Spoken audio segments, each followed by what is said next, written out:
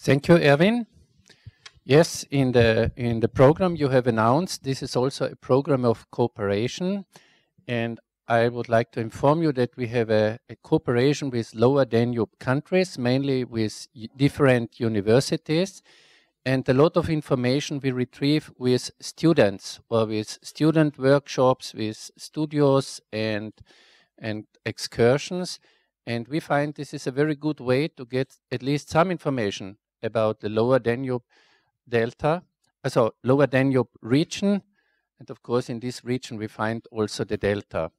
The topic of our conference, this is soil ecosystem services. So one task was also to connect soil ecosystem services to special functions of soils.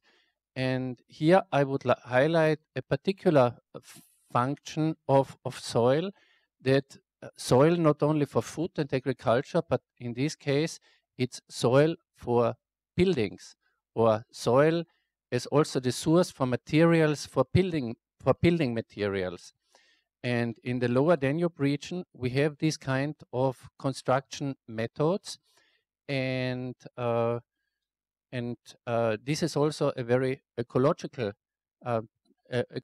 way to produce uh, building materials and to have a minimal impact by housing.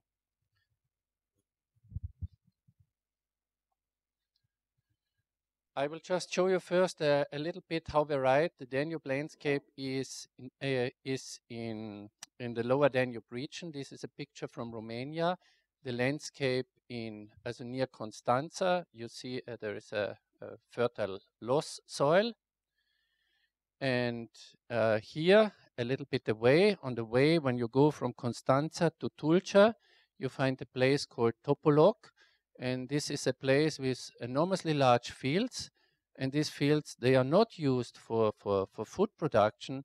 This is bioenergy production. In this case, it is rape.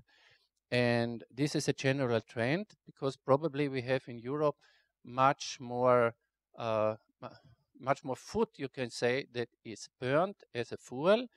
And this was also enhanced by the European Renewable Energy Directive. Then what you have also then sent to use it for food production.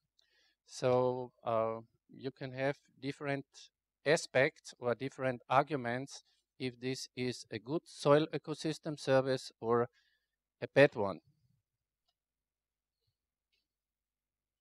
Oops.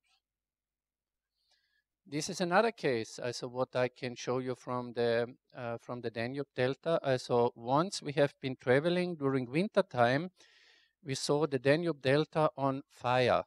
So a lot of reed material, it's simply burned, because we know that the Danube Delta is #1 as exporter of reed material, and we know that most of this material is also used in places like, or in states like England, Sweden, Netherlands, Northern Germany, because they also have a tradition in reed, and of course the best quality reed gets the highest prices in these countries, and therefore it's exported. But much of the second and third class reed, it's simply burned. There were plans to establish a bioenergy plant, but so far it is not in place.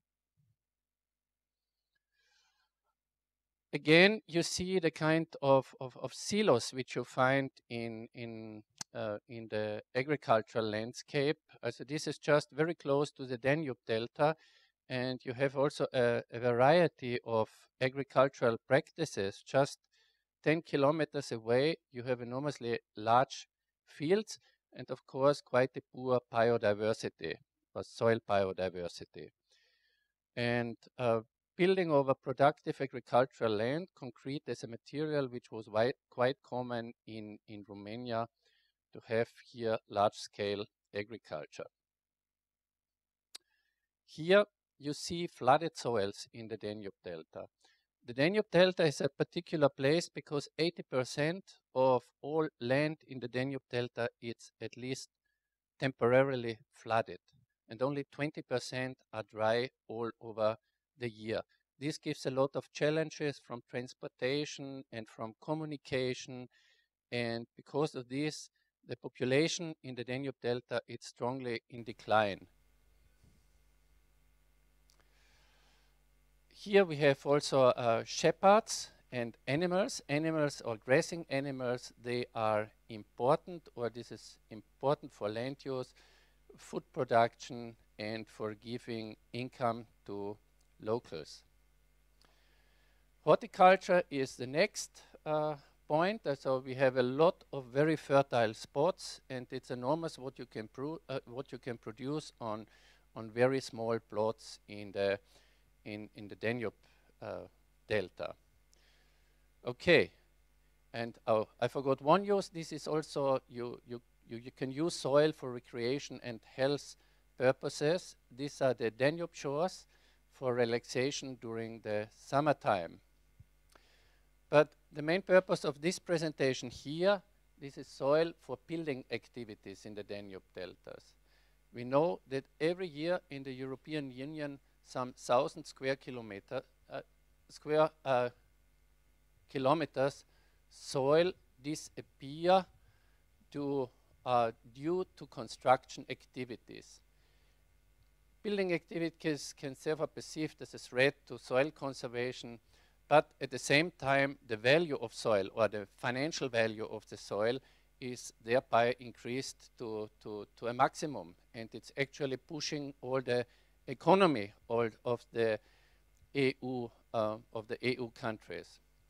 But until 200 years ago, we had soil, and we were used to build with soil and with materials that were grown in the soil.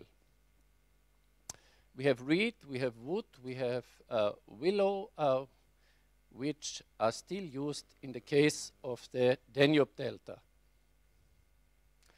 Here I would like to show you how this is produced. So in general, you can, if you have an appropriate soil, you can make soil bricks. And on these pictures you see a family that is preparing soil bricks by themselves. So you don't have to go very far. You make just your own soil bricks. How you do it? First, you take the soil from the ground. Second, you mix it with fabric, mainly reed in the Danube Delta. Third, you dry it during hot summer months, and the dried bricks are then used for the construction.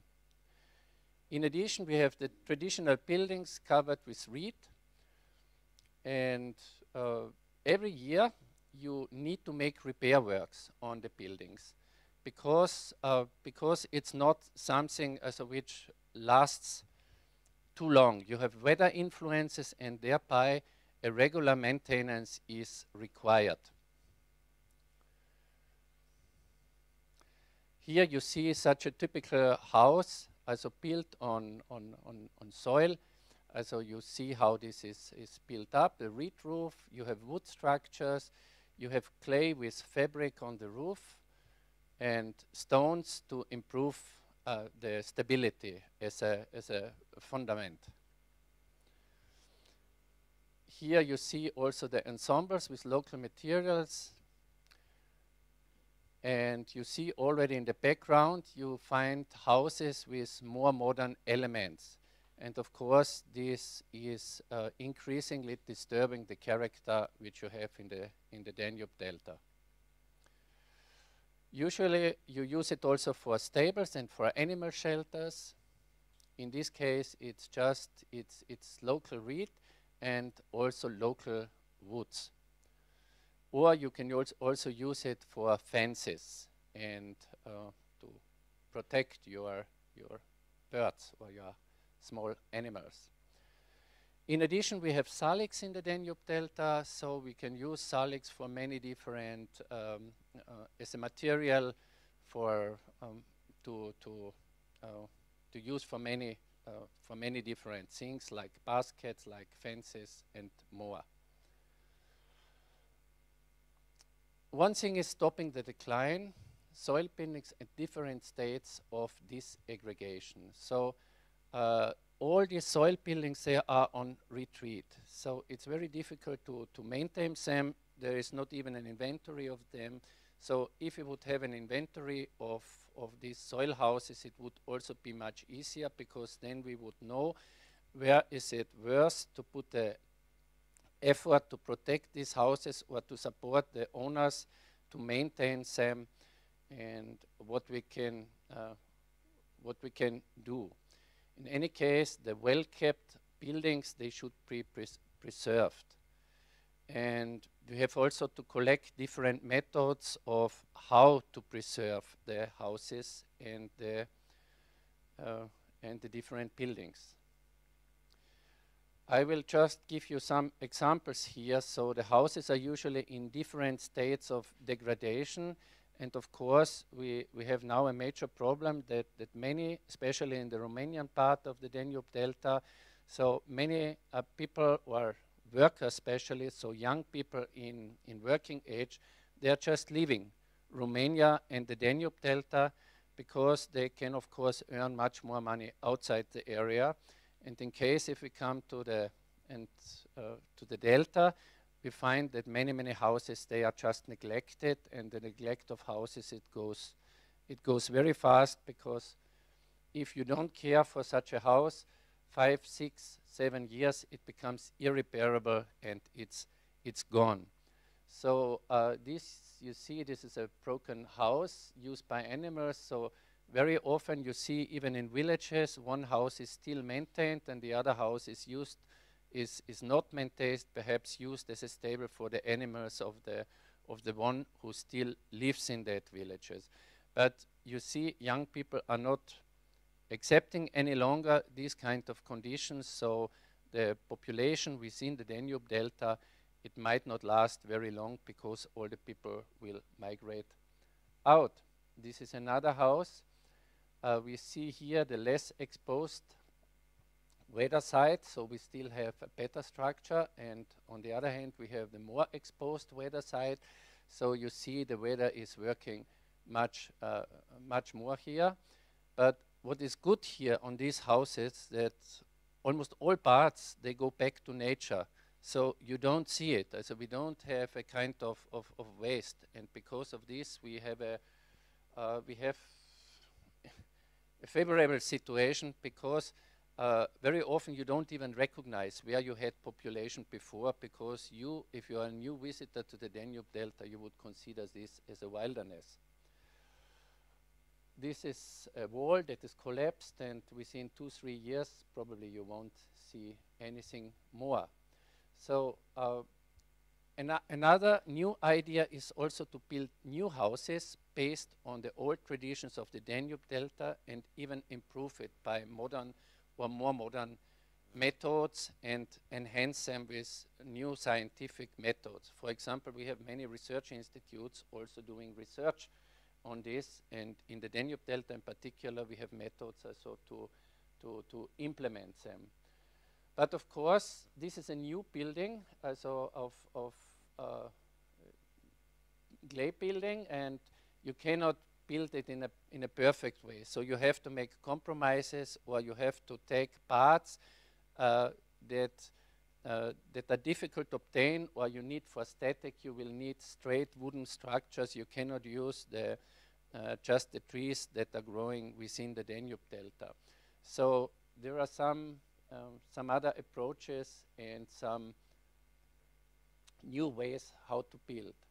What is here? This is an artist studio, also in Svistovka, and this artist studio, this gives shelter for workshops, also for student workshops. So we come on a regular basis, we come with students to the Delta, and based on what kind of students, if they are architects or landscape architects or planning students or artists, they will do different tasks, and this also gives some impulses to the Danube Delta, because there we have some activities going on. This is just inside the studio. You see it's also a compromise. So the wood, so the reed is from, it just comes from the Delta, and it can be harvested directly, but the wood had to be transported. we have, this is another village in the same municipality, Cea Rossetti. This is Letea. This is very well known because it was the first national park in Romania, was based in Letea. So there was also the idea to revitalize this kind of construction because there is some kind of tourism just coming up. You see here, this is a stable building, a new stable building. So we still find some good examples, and even here, this is one house. This is a house for tourists that was repaired in a very traditional way. Unfortunately, you find many other ways where you use so cement also, and which is actually against the regulation in the Danube Delta. So reed is quite interesting. So we have to harvest this during winter time. So best it is if you have a lot of cold temperature, like here. This is, you should best harvest it in February when you have the coldest months, because then it's you get the highest quality. Again, sometimes you have quite warm winters, so the reed harvest is not so excellent like you would like to have it, and climate change is definitely not making this situation better.